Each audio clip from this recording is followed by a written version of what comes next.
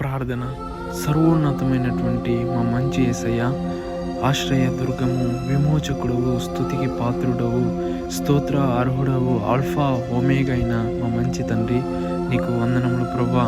గత వారమంతయు నడిపించి ఈ వారంలో చివరి దినంలో మేము ఉంటుండగా ప్రభువా, నీ మహాకృప ప్రభువా, ఈ వారంలో మేము చేసిన పొరపాట్లలోనూ, మా కష్టాల్లోనూ, మా లేమిలోనూ మీ తోడు, మీ మహాకృపను ఆదరించింది తండ్రి.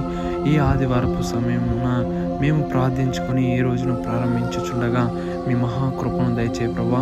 మొదటిగా మీ సన్నిధానానికి వెళ్ళాలని ఎందరైతే సిద్ధపడుచున్నారో ప్రభువా, నిజమే ప్రభువా, నీ వాక్యం తెలియజేసిన రీతిలో మొదటిగా నీ లోకపు రాజ్యపు నీతిని వెదికే ధన్యతను ప్రతి ఒక్కరికి దయచేయ ప్రభువా. ఈ వారం అంతట్లో నీవు నడిపించిన నడిపింపును బట్టి వందనములు ప్రభువా.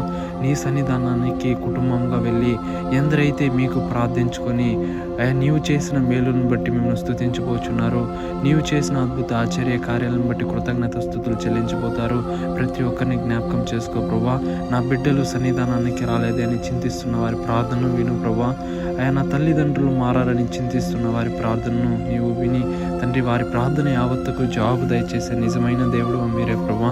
కృప చూపించు తండ్రి. ఎందరైతే ఈ రోజులో అనారోగ్యాల మధ్య బాధపడుచున్నారో, నీ సన్నిధానానికి వెళ్ళలేకపోకుండా బాధపడుచున్నారో ప్రభువా, వారిని దీవించి బలపరి నడిపించు ప్రభువా. ఎందరైతే అప్పుల ఊబిలో ఉన్నారో, నిజమైన దేవుడు మీరే తండ్రి, లేవనెత్తగలన సర్వశక్తిమంతుడు మీరే ప్రభువా. ప్రతి ఒక్కరిని ఆదరించి నడిపిస్తారని నజరేయుడైన యేసయ్య అతి పరిశుద్ధమైన నామం పేరట అడిగి ప్రార్థించి వేడుకుంటున్నాం పరమ తండ్రి. ఆమేన్.